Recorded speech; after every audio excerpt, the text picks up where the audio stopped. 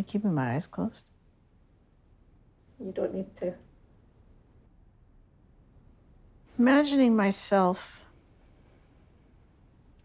I'm getting dressed for something,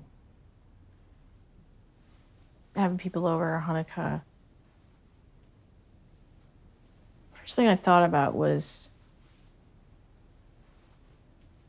interestingly, almost like a relief that I didn't have breasts. I felt myself embracing my butchness more. Maybe it's a feeling of just solidly like, there's no going back now. There's no conforming that's going to happen. I'm not saying that people will not know that I'm a woman. I'm not saying I look exactly like a man. I'm just saying that the breasts were the last, the last piece of somebody scanning that would be like, oh, okay, it's fine. It's a woman. Not fine, but you're in the right bathroom.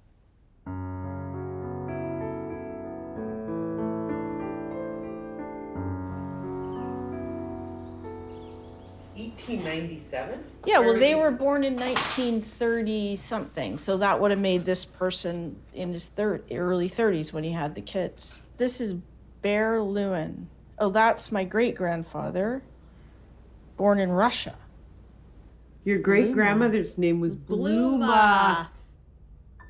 My memory is that some years ago, this cousin emailed Sarah and said, throughout our whole family, I don't know if you know this, but there's a lot of cancer. There is this BRCA gene. This chart that he sent of the people in her family that had cancer, it was astounding to me. What is the red? The people who died from cancer? No, the people who had cancer or have, I think the cross is, like they have BRCA. This is BRCA2 positive. Okay. And I remember soon after that, her mother was at our house for dinner. And I said to her mother, would you be tested? And she said, no, I'm not interested in that. I wouldn't do anything anyway. And she really shut it down. So that was it. And life went on. 6 years later, Sarah's mom was diagnosed with ovarian cancer and died actually the same day. It was so advanced. I think the other side is on this page here. Oh, I see, yeah. There were a lot of Jews that settled there. So soon after that, I said to Sarah, I want you to get tested. I want you to get tested.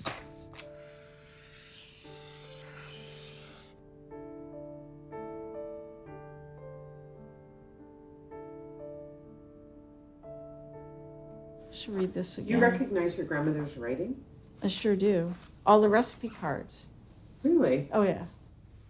And I think that it was very clear the moment she tested positive that she would do everything she could to prevent getting these types of cancer, that she would do whatever preventative surgeries were needed.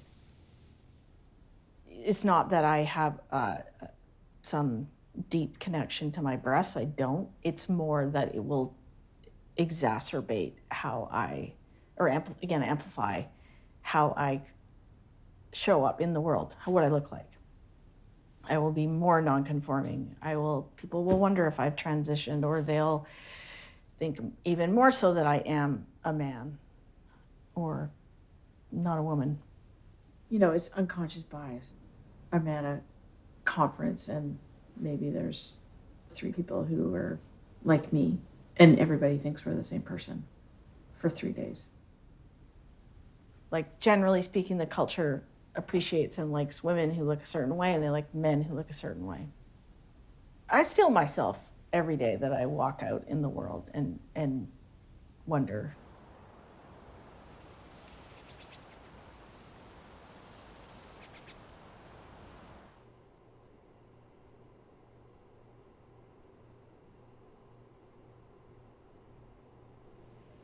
this should be okay,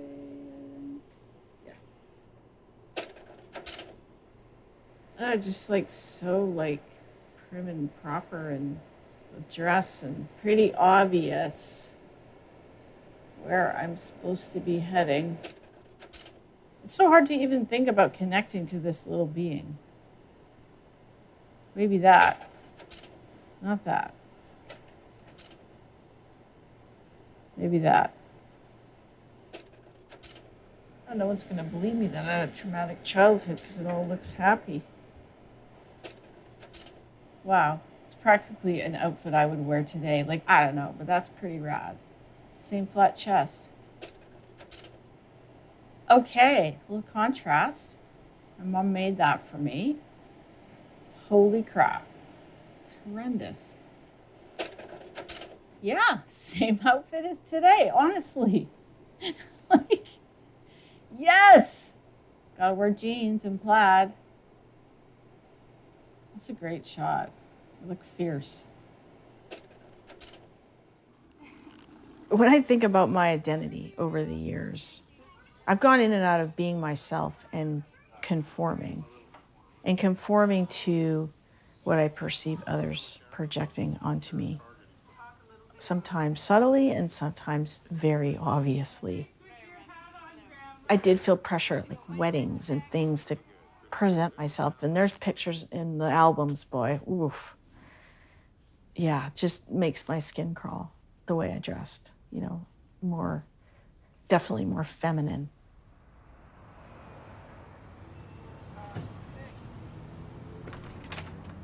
You know, sometimes I joke to people and say, oh yeah, I started a business so I could wear what I wanted to work. The year, like some people do that, they would say, oh, well, you can't take all those days until you work that year.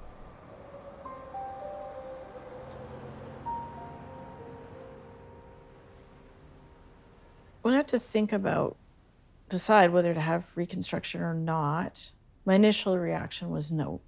So then it started making me think, well, what do I think about my breasts? Like, I don't even know. And one of my friends and my other women in my life, so I started asking people, what's your relationship to do you like them? Do you want them? What would you do? So I guess we're all talking about how we feel about our bodies and our boobs. How do you feel about your boobs? Oh, we're going around the table doing this? You missed that. Yeah, okay. How do I feel about them? I'm attached to them, oddly enough, yeah. And I think that's probably not normal for me, being probably, as I'm known as the soft butch in the relationship. So if I was to go through anything that Sarah's going through, I'd probably have a reconstructive. Smaller, but reconstructive. Well, if you have reconstructive surgery, they take everything completely apart and take out the part that's disease, is cancerous, and then they implant tissue that wasn't there, so it's not connected by the same nerves. Oh, it's the nerves. Yeah. I felt 100% betrayed by my body when I started growing tits. Like I was like, as an athlete, I was like, what is this? Sorry. So I love a whole diversity of boobs, but I just hate my own. Because it felt like a body betrayal that I kind of never got over. And I'm fascinated between how you internally present to yourself and feel congruent to yourself and how you externally. And I don't get assaulted or accosted in the bathroom, so I don't know what that feels like. I can hear it and it distresses me and I don't know it.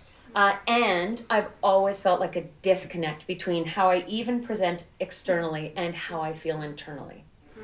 It's funny, like, if you have bigger breasts, are you more attached? Because I'm very small-chested. But I can't see myself without them, probably because more of the feminine lesbian identity that I've always had. I used to have very butchy short hairdo, and then I found that it didn't serve me well. The way presenting that way, especially professionally.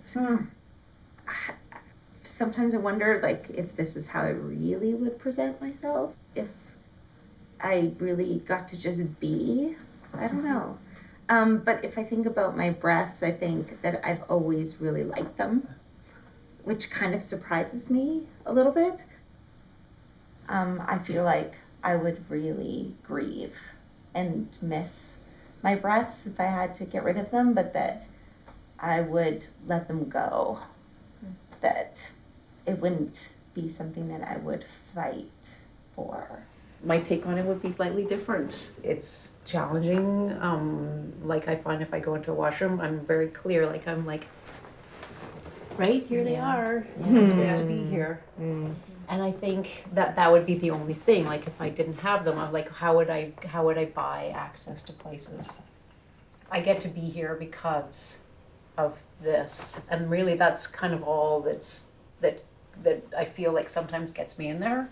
And so I think like if I didn't have that, like where would my token be? Like I wouldn't have it anymore. So I think if I had breast removed because of cancer, I wouldn't consider reconstruction. It wouldn't feel something that would feel congruent for me. I never identified at all with my breast or any female part of my body really, because I was like, this is great. I just love playing, road hockey and soccer and all those kinds of things. And so I was always thankful that I had really small breasts, because I don't know, I barely wear a bra. It's like a little sports bra, and half the time it's like half on my breast. Not, right? Because I don't even have any. I think if the decision was I needed to have a double mastectomy, though, I don't, in this moment, I don't think I would do reconstruction. How about that dinner party that just went that way? This is the best dinner party ever. Awesome for introverts, right? It's like, it's real conversation. Yeah, and just thinking about whether having reconstruction or not, it just like, no, I can't. It just would not feel, it would feel like I was faking it. It would feel like I was just trying to pass or something.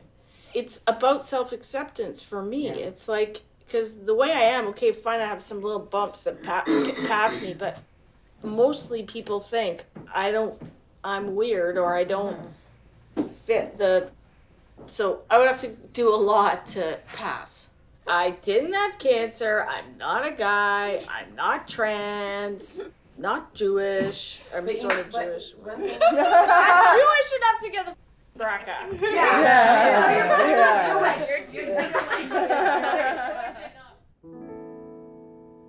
When I met Sarah and she said she was Jewish, it was a very different kind of being Jewish, because she wasn't brought up in a family that really seemed very Jewish to me. Her mother was Jewish, her grandmother was Jewish, but they were very assimilated. And I would say that they had a lot of internalized homophobia. I'm going to change that to internalized anti-Semitism. So my Jewish identity, a little complicated. My mother was Jewish. Her and her brother experienced a lot of anti-Semitism. She was sent away to boarding school at 4 years old or something. Was the only Jew in the school, didn't have a lot of contact with her parents, and moved to Canada and was like, I am not Jewish. Forget, just leaving it behind, but I just don't really think that's possible.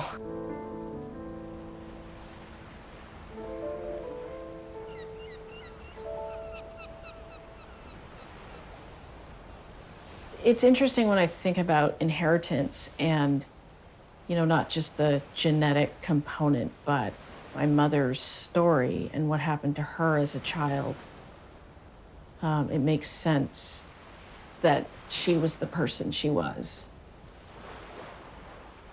It was very difficult for her to be emotionally warm. It was very difficult for her to be positive. It was much easier for her to be critical, judgmental. And so I was always on the defensive, but had kind of no defenses. Honestly, I could not stand up to her. When I came out, and which was a very euphoric experience, it was the first time in my life that I understood what the feeling of joy was. I'd never had that before. Probably as a little tiny kid, but that was the first time that I understood what that experience was.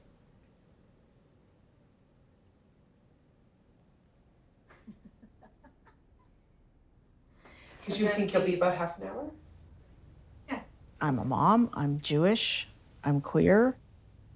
And I would say those are probably the most significant pieces of myself that I feel a cultural connection, and that there is, come on, Gay Pride is my favorite weekend of the year because I feel like I'm with all my people. I don't have to explain myself. I don't have to, And being around other gay queers is the only place that I feel 100%.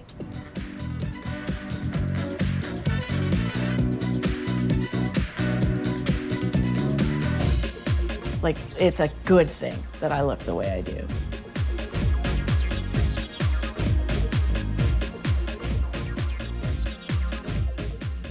I loved my PE teachers, as all classic lesbians do, but I didn't really put it together until I went with my friend to a film at the Van East Theater. And outside were a bunch of hairy lesbians protesting because the theater had decided to show late night pornography films. And so the feminists were all out protesting. So I was like, oh my goodness, real life feminists, how exciting. I don't think it occurred to me about the lesbian thing, although some of them were like clearly, not gender non-conforming, as we'd say now. So my friend was like, okay, that was great. Let's go to the movie. I'm like, we're not going to the movie. We're not crossing this picket line. Forget it. And so they're like, would you want to come for dinner with us? And I'm like, yeah, totally. So there are these two little girls from the North Shore at the Sunrise Pizza Hut with a bunch of dykes. And that was that, except it was also terrifying. I was still living at home. And so I was really afraid to come out to my mother. So I don't know if I want this on tape, but my decision was, do I tell her I was sexually abused or I tell her I was a lesbian? And I chose the sexual abuse because it would get me more potentially sympathy or understanding. Didn't really go that way, but yeah. We got together pretty young, in our 20s. And then, we made a life together, and the life probably became less politically focused as it was, and probably way more family focused. Tomorrow was like, I want kids. And I was like, I don't want to mess up any kids. My mom and my dad got divorced when I was 6. And pretty soon after that, he started to sexually abuse me, and that went on for quite a number of years. And I was afraid to have kids because I was terrified that I would mess them up and repeat the dysfunction. But then, when the kids came along, it was just amazing. Doing pre-labor. And what's Abra doing? Oh, Abra's not too interested. Yeah. What's she doing? Oh, Abra's sleeping. And over to you, girlie. See you later. Oh, you're out of focus. What happened? There we go. Doing great. How's it going, team? We're doing good. We're 4 minutes apart and a minute for a contraction. Right. And we're getting on. I always wanted to give birth, and I always wanted to have children. I always wanted to nurse a baby and have that experience. Do you believe this? But this is. And that's probably more connected to my Jewish identity and my family and what my experience was growing up, wanting to be in that kind of a family. Good. We should have a baby tonight. May 19, May 20. Yeah, my mother is a very strong woman. So I guess I wanted to emulate that and emulate her.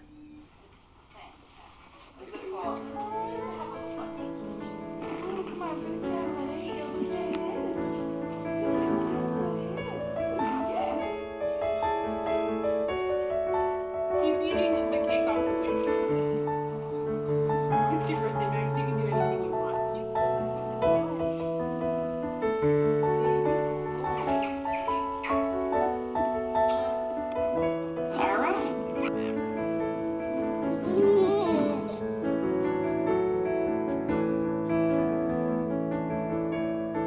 Like first, I mean, you know, kids are like, they don't see anything. They're just, but as they went to school and everybody else was straight and there were no moms like me, I know there was discomfort for the boys. And, you know, my mantra to them was that if I changed the way that I was, how I felt comfortable, that wasn't a good message to them. Because what I'm saying is that you shouldn't be yourself.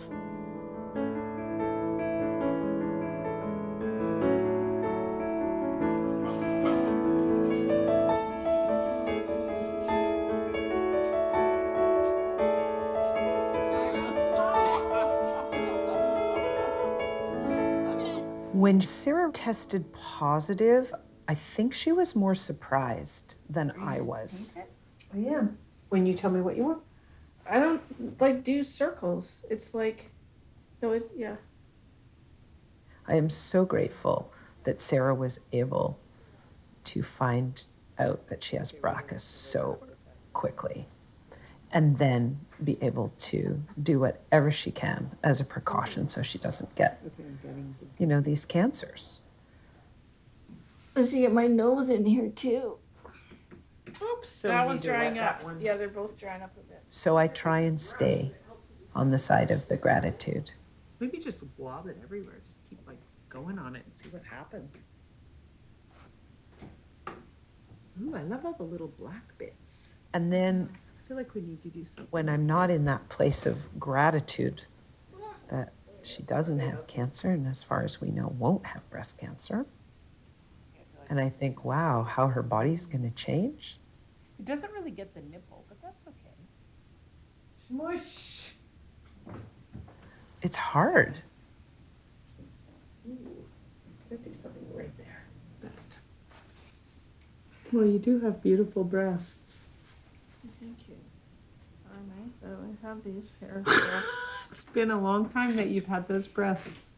It's going to look really different. Really different. It's a very strange thing how breasts take up so much space on a woman. No matter how big or small they are. It's a very defining feature of one's body. Okay, look at me this time. Oh, I love it. That's gorgeous.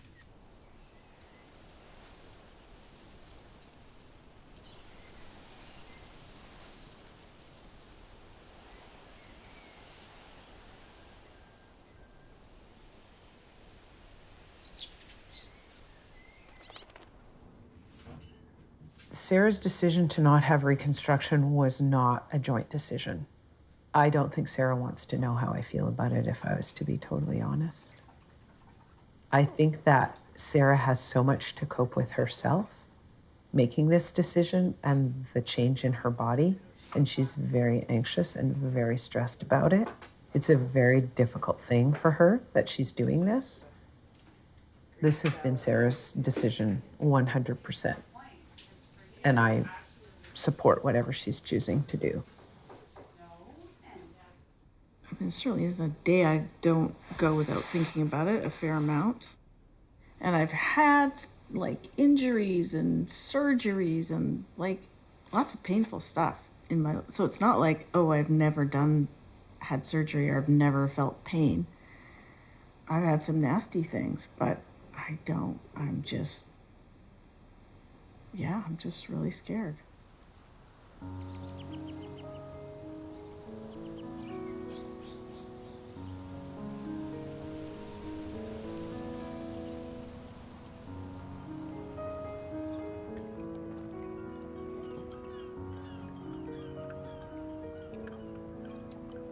This is cutting away fear, cutting away.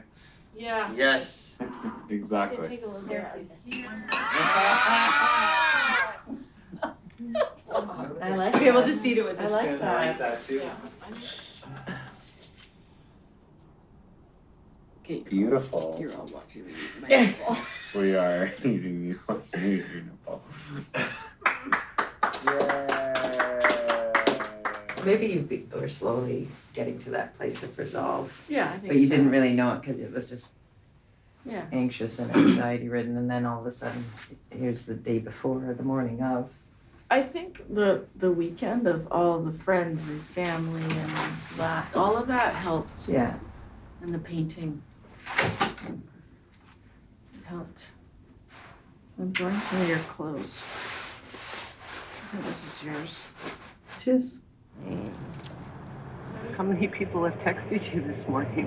This morning? 1, 2, 3, 4, 5, 6, 7. Feeling calm, more resolved than I ever thought I would be. Calmer than I ever thought I would be. That's what I've noticed too.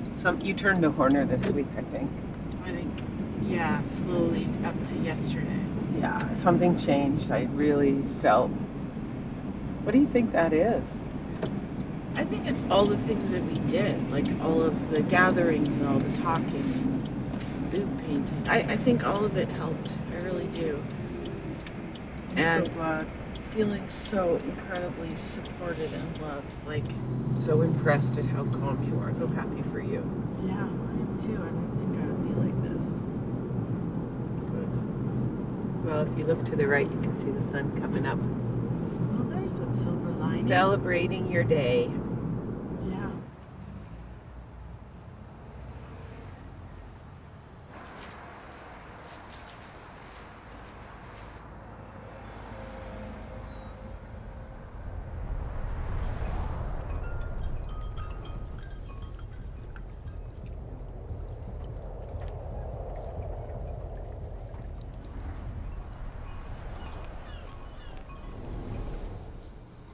And again. Some Right. people put like a Little line tape or sheet on the something, table. Yeah. Okay, keep going. This time hold it for a count of 5. 3, 2, 1, and back. And the second one is just gently looking down, which is not bad, but it's a looking up. So look up as high up as you can go. And that gives a nice stretch on the front, which you're gonna need. Yeah. Hi, you're looking good. Yeah. And I was fine. I was totally calm, totally calm, totally calm. And then the surgeon came in and we talked about that. And then the anesthetist came in. And then I said, "Are you guys on schedule?" And they're like, "Yep." And we going in about 10 minutes. Then I lost it. Then you lost it. Then I was like, kind of, well, now I'm really scared. And this is really happening. And this is shitty. So they've been like texting me all yesterday and today and everything. And like the last was, "Thank you, Sarah, for taking the route of health and long living. I'm grateful for your example." Aww. And then I said, "Well, y'all are modeling what it means to be present and shower unconditional love. I said to Max last night how I'm sure I'm doing as well as I am because of all the incredible love and support I have. It's like having a blanket of love around me all the time, and it brings the stress way down." So they probably got in already. You want me to open the new arugula? I don't think so. I'm going to just put it in the 50-50 blend. It's just going to be interesting to see how, over the days and time, how I feel about it because it wasn't a choice. I never would have chosen to have top surgery, but it'll be interesting to see how kind of comfortable or not comfortable I feel with that. Like so far, I feel like this is good. I like this. I feel like more kind of butchy or something. I don't know. It just feels, yeah. My shoulders suck anyway.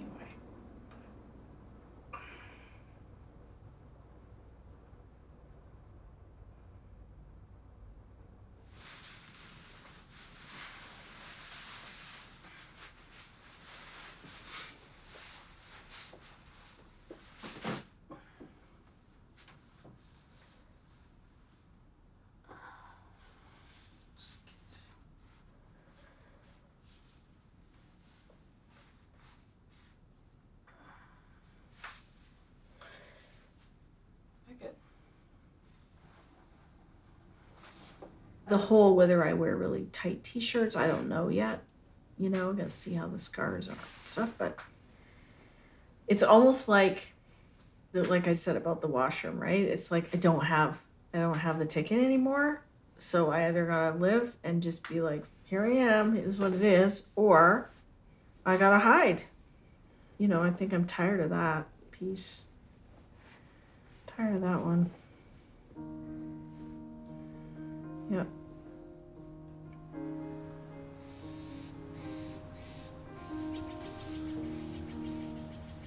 I don't think people see me differently. I think how I feel is different. The conversations that are happening in the world, and the level of awareness that I see as shifting in a lot of folks has influenced how I feel in all of this now.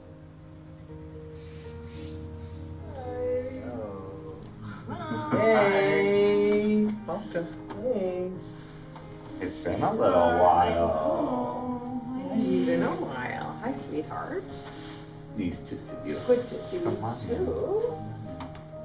How we all doing? I haven't seen some of these in so long.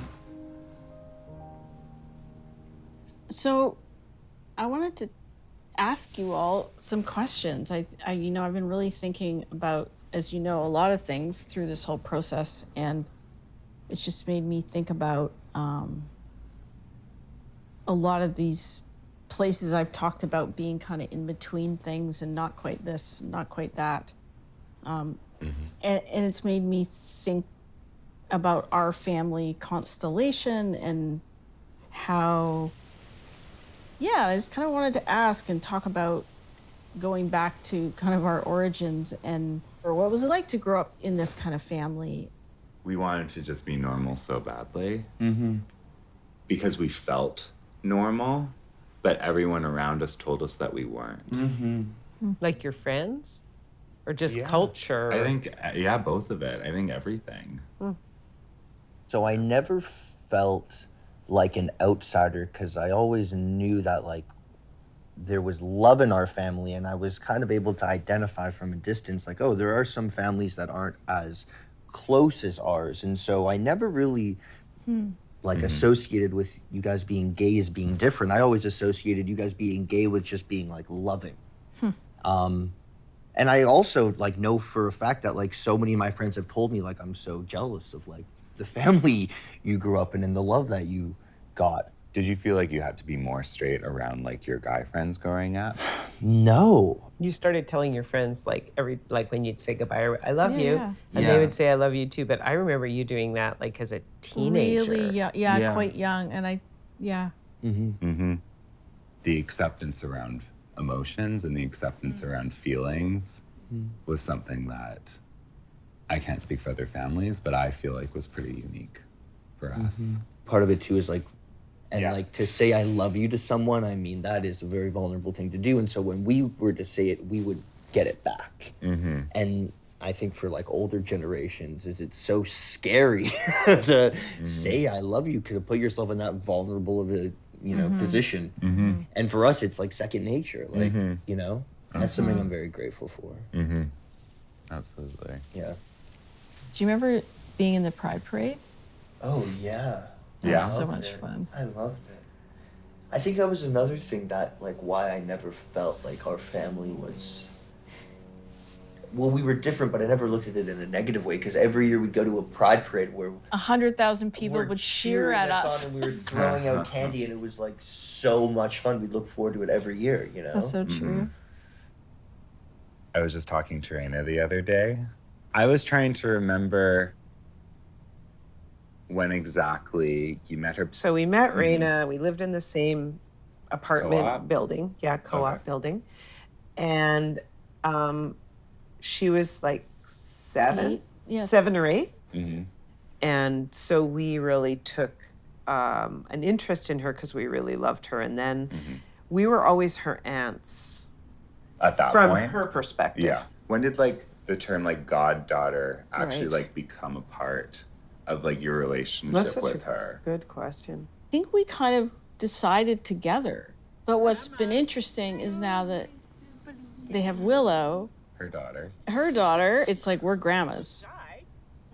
I just remember needing to have language around why I exist. I just joked that it was like a turkey baster and a petri dish, but like I was. Really? Yeah, like a little artichoke jar and a. It was like a syringe, not an actual turkey baster. It Yeah. was like a little syringe without It the was needle. sterile. Is that funny? That Oh, tell them your joke. Mark would come over and he would come to our house and like we'd chat in the kitchen and I'd say that was foreplay.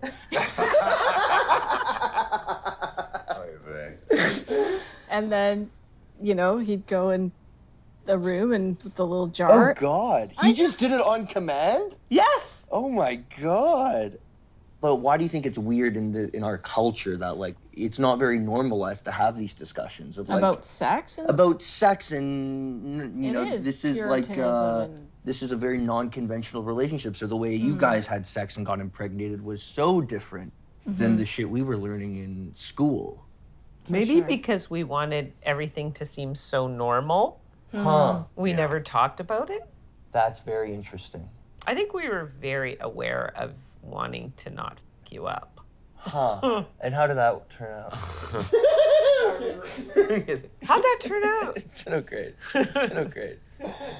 Well, I think also it's just like perhaps recognizing like there's not a lot of like queer focus, or there was not a lot of like queer focused information about like how to parent and. Gosh, no. I think a lot of it was you're just kind of trying to do. I think Making it up as you go along a little Yeah, and I think because Mom and I came from very different families, we decided to go with what we thought was the positive child-centered model.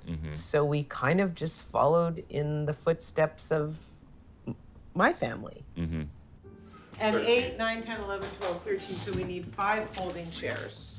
Were you all at our house? So the oil is hot, Maxie. I made them. Did you already did that? Uh-huh. Just take what you think's that's one there. Whatever you think. My pocket, hello. 86. Well, then the meatballs have to go in the oven. Now? It's all ready, I can do it.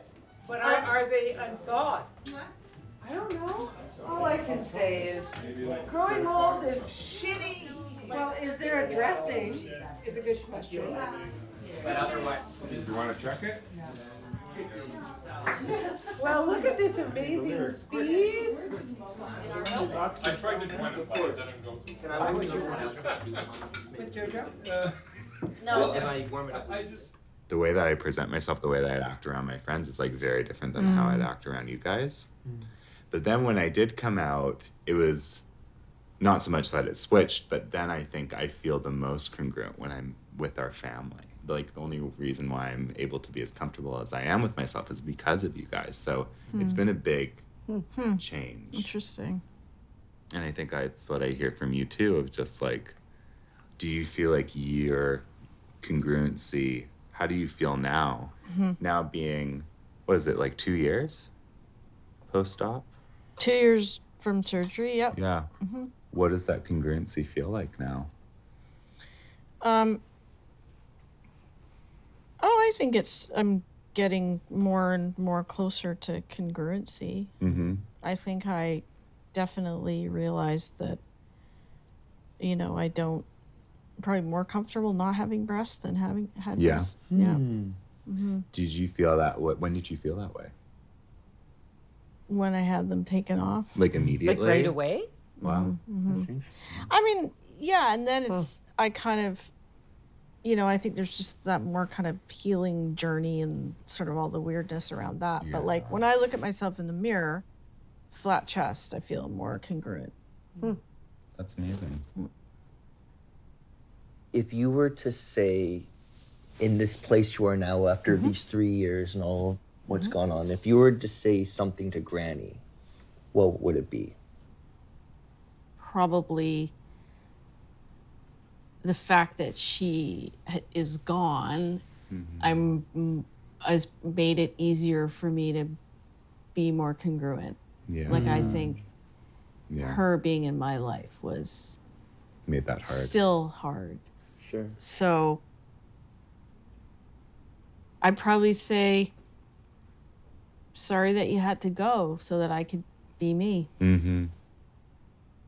Mm-hmm.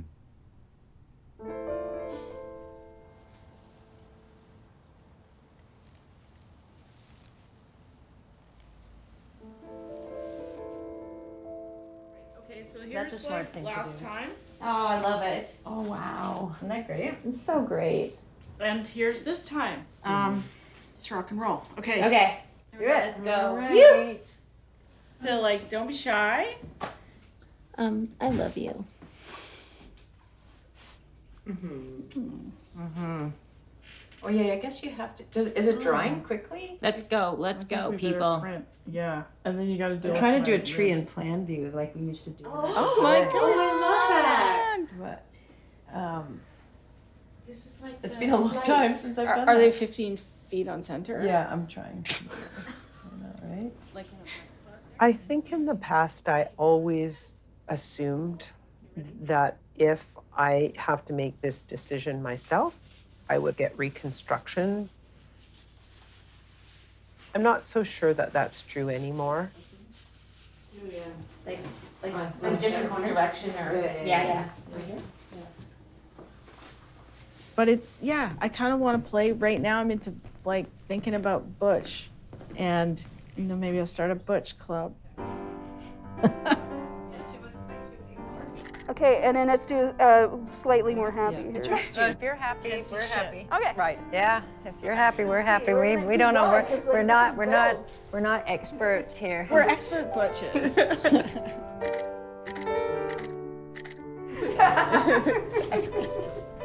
Right on. Want to see how great you guys are? Please. I don't have my glasses on. I have no idea. Oh yeah. So you'd be I trust blurry you. greatness. Oh, that's nice. Come towards me a little bit. Shuffle, shuffle, shuffle, shuffle. We move as a pack. Just gonna keep going. That looks a little. It's funny. Cool. Yeah, switch it back.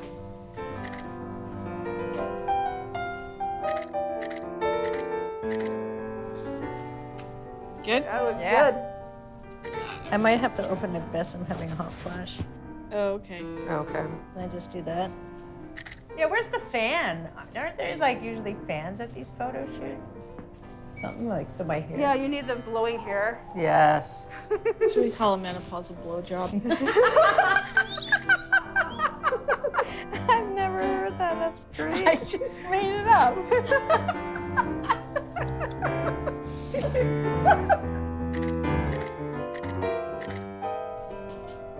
The world has a hard time with women like me. You know, how dare you not be a woman like you're supposed to be?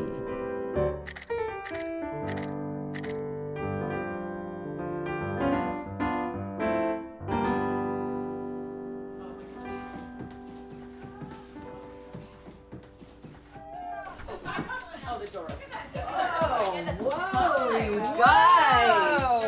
I've reached this point where I'm like, I'm never softening my edges. I'm never gonna wear a shirt that's a little bit feminine.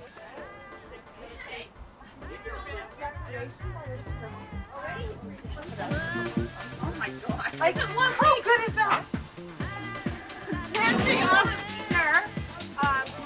Like, I'm never gonna do that again. And I'm never gonna compromise like how I feel 100% comfortable.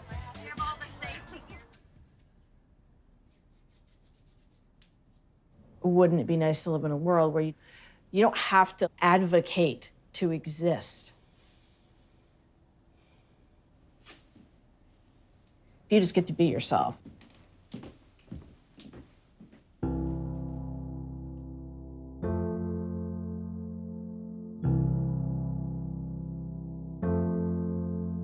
Do you know who you are? Do you know who you're becoming? Do you know who you are? Do you know who you're becoming?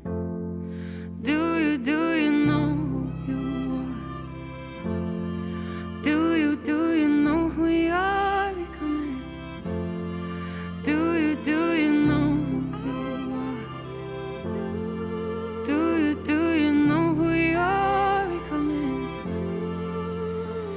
'Cause you have the choice, and when you meet your voice, the mountaintops await your arrival. Your fullness and not just survival. The mountains await your arrival like ooh. Sing it from the mountaintops, sing it from the mountaintops. Ooh. Sing it from the mountaintops, sing it from the mountains. From the mountains. From the mountains. From the mountains.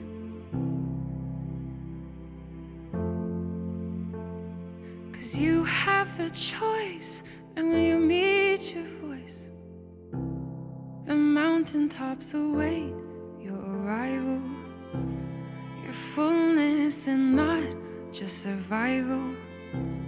The mountains await your arrival like